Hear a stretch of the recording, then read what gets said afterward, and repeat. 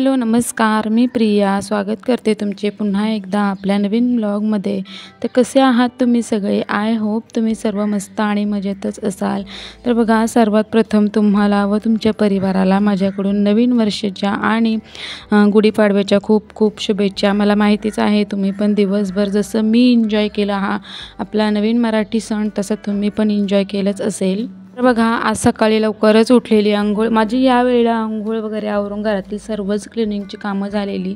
2 मुलं झोपलेली होतं फक्त माझी आणि सर्वांच्या अंघोळ्या वगैरे आवरून झालेल्या। तर बघा, इथे माझी चालू होती देवपूजा, उंबरठा पूजन करून घेतला। आता बरेच दिवस मी म्हणजे उंबरठा पूजन शेअर नाही केलं तुमच्यासोबत, तर म्हटलं आज नवीन वर्षाची सुरुवात उंबरठ्या पूजनपासूनच करून घेते। तर बघा, इथे मस्त असं स्वस्तिक आणि महालक्ष्मीची पावलं काढून घेतली, उंबरठा पूजन करून घेतलं आणि त्यानंतर तुळशीचं पूजनसुद्धा करून घेतलं मी। आणि बघा, इथे आज म्हटलं म्हणजे रोजच नाही काढत मी अशी दारासमोर रांगोळी, फक्त उंबरठ्यावरच रांगोळी काढत असते। तर आज म्हटलं सुरुवात आपली रांगोळीपासूनच करावी आणि रांगोळी काढल्यावर मस्त असं प्रसन्न पण वाटतं। आणि कालच रात्री आईने बघा, तुम्हाला म्हणजे थोडंसं वाटतच असेल, दारासमोर फक्त थोड्या आजूबाजूला फक्त आईने सारवून घेतलेलं शेणाने बघा, रात्रीच म्हणजे सकाळीला ते पूर्ण सुकलेलं असेल बघा। सारवल्यावर पण खूप छान असं दाराला वाटतं। जरी सिमेंटचा असं जरी हे केलेलं असलं ना कोबा, ते तरी पण त्याच्यावर आई असं काय सण वगैरे असले की सारवतातच, दिवाळीत वगैरे। तर आता पण तसं सारवून घेतलेलं आणि मग बघा त्याच्यावर मग मी रांगोळी काढलेली। किती छान असं गावाकडचं असं वातावरण असतं आणि त्यात पण असे काही सण असले की अजूनच। मला तर माझ्या आयुष्यात मेन म्हणजे सणांना खूपच महत्त्व आहे। मला सणच खूप आवडतात, सर्वच सण साजरे करायला मला आवडतात आणि त्यात पण हा आपल्या नवीन वर्षातील पहिलाच सण आहे। खूपच कधी मी इतक्या लवकर उठत नाही, 5:30ला आज उठलेली मी, लवकर जास्त उठत नाही, 6:30-7 वाजेपर्यंतच मी उठत असते। पण आज मी जरा लवकरच उठलेली, कारण मला म्हणजे सुरुवातच चांगली करायची होती या वर्षाची। तर बघा, फुलं वगैरे पण काय आणली नव्हती आणि हार पण नव्हता आणलं, कारण आपल्या अंगणातच फुलं असतात आणि मी जास्त करून असं म्हणजे आपल्या घरच्या घरीच काय होईल तिथं प्रयत्न करत असते। तर बघा, दाराजवळचीच अंगणातील फुलं काढून घेतली आणि जी आपली गुढी उभारायची असते ना त्याच्यासाठी हार करून घेतला बघा। सिंपल आणि सोबर असा हार बनवलेला बघा। आणि त्यानंतर गुढी उभारायची होती, बाबांची पूजा चालू होती, देवपूजा। तोपर्यंत म्हटलं मग इकडे पुरणपोळ्यांची तयारी करू। नैवेद्यासाठी मी आज पुरणपोळ्या बनवणार होती।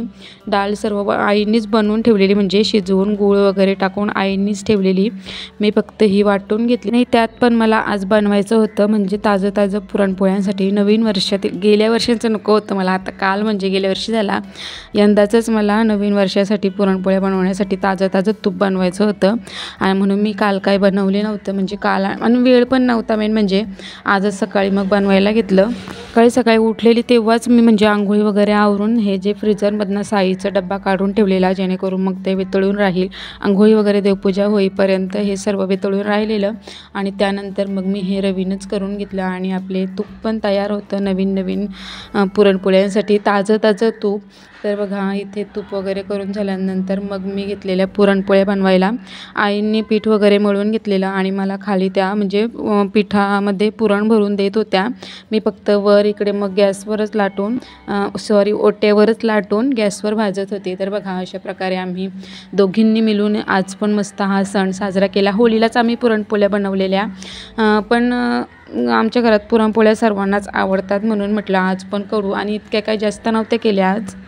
तसं पण नैवेद्यासाठी दुसरं काहीतरी बनवावंच लागलं असतं, म्हणून म्हटलं पुरणपोळी पण सगळ्यांनाच आवडते तर पुरणपोळीच बनवून घेतल्या। आणि नेहमीसारख्याच आपल्या पुरणपोळ्या मस्त अशा टम्म फुगत होत्या, बघू शकता तुम्ही। आता या वेळेला बाबांची देवपूजा वगैरे आवरून झालेली, सध्या त्यांचीच म्हणजे उपवास देत होते ते बाहेरून, या म्हणजे मला इकडे काय काय लागेल तो पटकन द्या, जसे की सर्वच गाठी काय म्हणजे सर्वच काही लागेल ते त्यांना सर्व द्यायला लागतं। तर ते बोलत होते की या पटपट करायला, मग मी नैवेद्यापुरत्याच बनवून घेतल्या आणि मग गेलेली मी तिकडे बाबांना मदत करायला, कारण एकदा गुढी उभारली की नैवेद्य थोड्या वेळात दाखवलं तरी जमतं। मग अगोदर गुढीची तयारी करायला घेतलेली।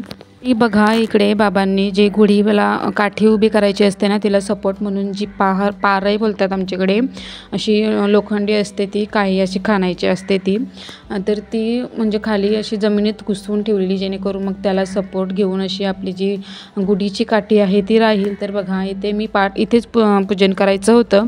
मग पाटाच्या खाली पहिल्यांदा रांगोळी काढून घेतली स्वस्तिक, आणि त्यानंतर त्याच्यावर पाट ठेवून पुन्हा पाटावर पण रांगोळी काढून घेतली आणि पाटाभोवताली पण.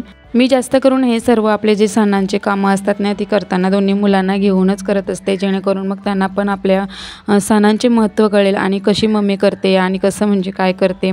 काव्यात तर जास्त करून आता जसं मी करते ना तसंच करायला बघत असते. तिला पण रांगोळी वगैरे करायची खूप आवड आहे. बघतच होती ती, हल्ली हाई शूट काव्याच करत होती.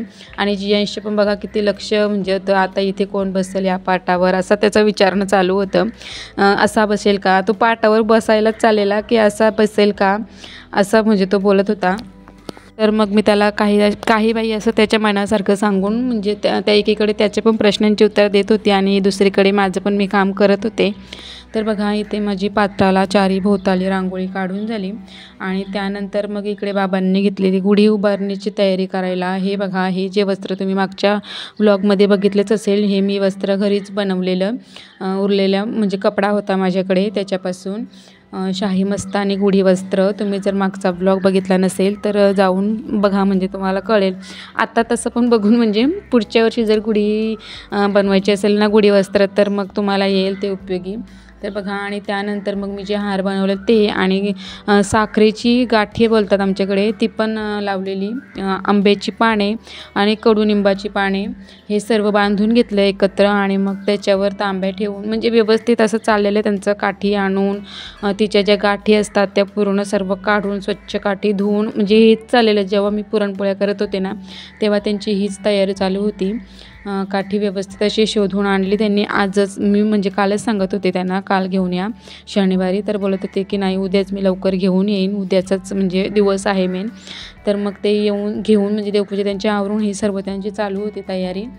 तर बघा इथे मस्त असं सकाळचं वातावरण होतं. जवळजवळ मला तर वाटतं ही जास्त पण लवकर नव्हती उभारली. गुढी जवळजवळ 9 वाजून गेलेले, पण ही वेळ 8:30ची असेल, आणि मस्त असं हिरवगार वातावरण होतं. बघा इथे बाबांची तयारी पण चालू होती. व्यवस्थित असं सर्व बांधून घेत होते, म्हणजे जे काही राहिलं असेल तर ते पण म्हणजे बघत होते की काही राहायला नको.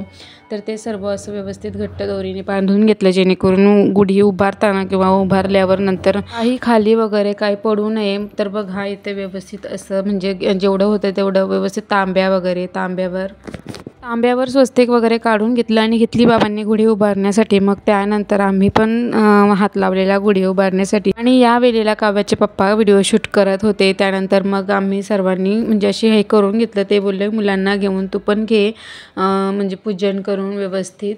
तर बघा मग आम्ही सर्वांनी हे बांधून घेतलं व्यवस्थित. जे लोखंडी जे पारे होती ना ती लावलेली, त्याच्या आधारावर बाबांनी व्यवस्थित अशी वरून खालून 2-3 दोऱ्यांनी अशी बांधून घेतली व्यवस्थित ती गुढी. आणि बघा व्हिडिओ दाखवल्याप्रमाणे मुलांची पण चलबिचल चालूच होती. जियांश बोलतो की मला पण बांधायचं आहे बाबांच्यासारखं. तर बघा इथे मग बाबांनी बांधून घेतली. गुढी उभारल्यानंतर खाली पाटावर पण पूजन करायचं असतं, कळश वगैरे मांडायचं असतं. तर बघा गुढी उभारल्यानंतर आमची गुढी कशी मस्त अशी कलरफुल अशी वाटत होती बघा, गुढीचा आमचा व्ह्यू. आणि त्यानंतर मग बाबांनी पाटावर पूजन करायला घेतलं. कलश वगैरे अगोदरच भरून ठेवलेलं, आंब्याचं जी 5 पानं असतात ती, त्याच्यात अक्षदा म्हणजे टाकलेलं जे काही टाकायचं असते, आणि त्याच्यानंतर मग त्याच्यावर नारळ वगैरे ठेवून म्हणजे व्यवस्थित तयारी करून घेतलेली अगोदरच. आणि त्यानंतर मग गुढी उभारल्यानंतर ते रांगोळी म्हणजे स्वस्तिक काढलेलं त्याच्यावर कलश वगैरे ठेवून व्यवस्थित पूजन करून घेतलं बाबांनी.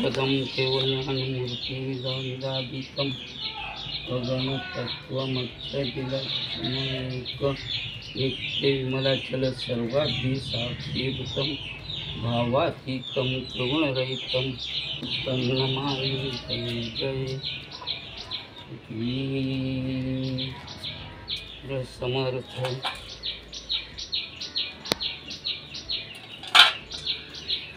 ओम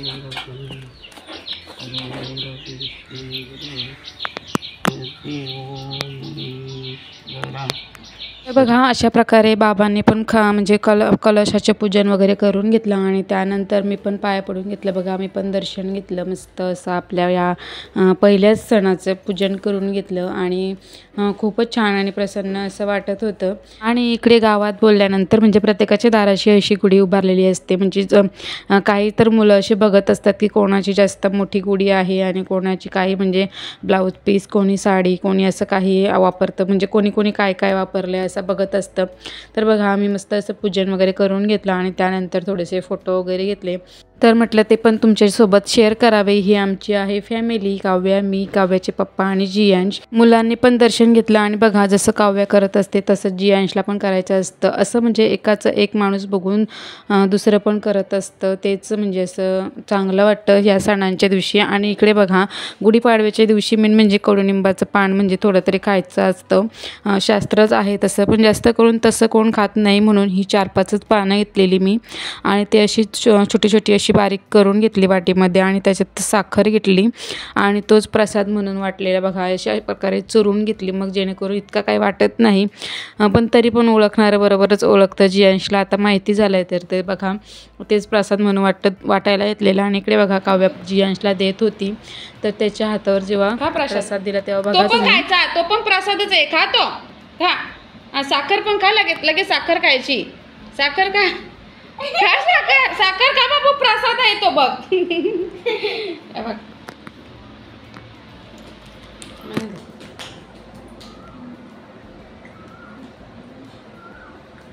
बघ बघा सर्वांचं दर्शन वगैरे घेऊन प्रसाद वगैरे घेऊन झालं आणि त्यानंतर घेतले मी नैवेद्य दाखवायला. घरात एक म्हणजे समर्थांजवळ आणि एक गुढी उभारलेली तिथे नैवेद्य, 2 नैवेद्य काढून घेतले मी. आणि बघा मस्त अशी त्याच्यावर तुपाची धार सोडली जेणेकरून म्हणजे असं मस्तच वाटतं आणि तुपासोबत पुरणपोळी बोलल्यावर छानच कॉम्बिनेशन आहे. तर बघा काव्यानेच नैवेद्य दाखवून घेतलं, घरात पण, इकडे देवघरात आणि मग बाहेर पण.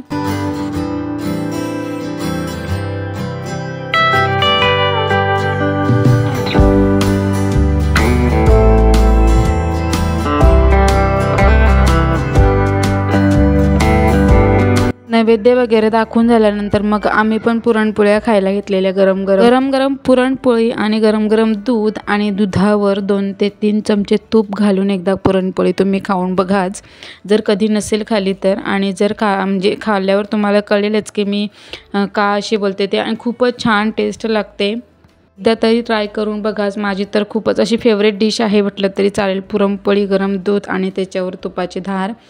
तर बघा अशा प्रकारे आम्ही सर्वांनी मस्त अशी गुढीपाडव्यानिमित्त पुरणपोळ्या एन्जॉय केल्या. तुम्ही आज गुढीपाडव्यानिमित्त कोणता पदार्थ बनवला होता ते पण मला कमेंट करून कळवा. आणि बघा इथे आम्ही सर्वांनी मस्त असं पुरणपोळी खाऊन घेतल्यानंतर बघा इथे काव्याचं चालू होतं ड्रॉइंग. मी म्हणजे इकडे किचनमध्येच होती, येऊन बघते ते इकडे ड्रॉइंग चालू होती तिची. गुढीपाडवा बघू थांब भारी गारले का असं. तर असा होता माझा आजचा गुढीपाडव्याचा दिवस. तुम्हाला कसा वाटला माझा आजचा व्हिडिओ आणि स्पेशल करून ही काव्याची ड्रॉइंग मला कमेंट करून नक्कीच कळवा. तुम्हाला जर माझे व्लॉग्स बघायला आवडत असतील आणि अजूनपर्यंत तुम्ही चॅनलला सबस्क्राईब केलं नसेल तर चला आजच्या मुहूर्तावर तुम्ही सबस्क्राईब करून घ्याच असं सांगते मी. असं तर चला भेटू पुन्हा एकदा पुढच्या व्लॉगमध्ये. Bye bye.